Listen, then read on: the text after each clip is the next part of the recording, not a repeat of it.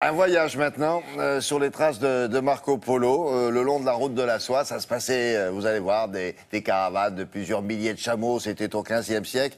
Et puis on faisait halte parce que c'était très long. On ne pouvait pas faire plus de 30 km par jour. Et on faisait halte où? À Samarcande, on dirait une ville tout droite sortie d'une légende.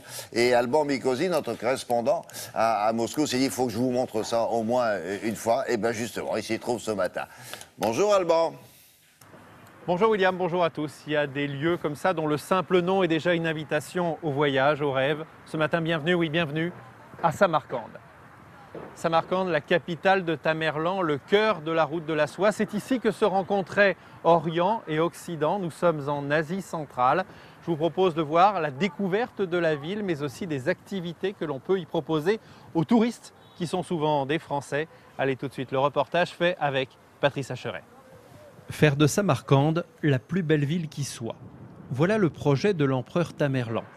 Alors, lui et ses successeurs vont bâtir des palais, des mosquées, des mausolées d'une richesse inégalée. Ce qui frappe ici, c'est la couleur turquoise, omniprésente sur toutes les coupoles et les mosaïques géométriques qui couvrent les façades. Samarcande, la ville bleue, était au cœur de la route de la soie, rencontre entre deux mondes, Orient et Occident.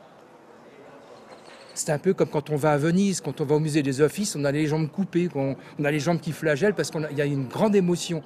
Et ici, j'ai ressenti cette même émotion.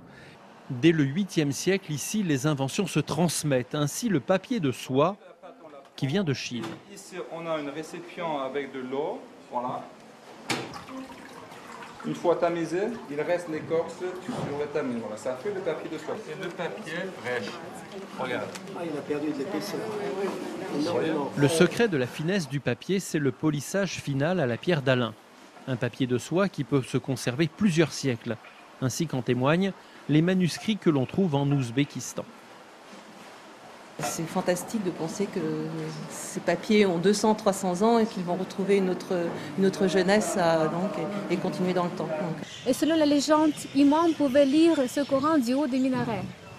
En Ouzbékistan, les francophones représentent un tiers du nombre total des touristes. Mais cette année, ils sont moins nombreux. Une désaffection due aux tensions géopolitiques contre laquelle les responsables du tourisme essaient de lutter. L'Ouzbékistan, c'est un pays laïque, avec l'islam plus modéré, voilà, et avec l'hospitalité particulière des gens, avec la riche culture et les sites éblouissants. Un voyage culturel donc, lointain certes, mais le climat est accueillant au printemps et en automne, et l'ambiance en Ouzbékistan est très apaisée. Cette notion de tranquillité, de sérénité, elle est très importante au moment où dans un certain nombre de pays du monde musulman, les touristes occidentaux ne sont pas les bienvenus. Ici, ce n'est pas du tout le cas. On est en Asie centrale, dans une ancienne république de l'Union soviétique et où les traditions d'accueil de l'étranger sont demeurées très fortes. Et puis pour l'Ouzbékistan, c'est important parce que c'est un pays à majorité agricole dans lequel le tourisme est une activité très importante. Merci Alban, à bientôt. La revue de presse de Patrice Romden, c'est tout de suite.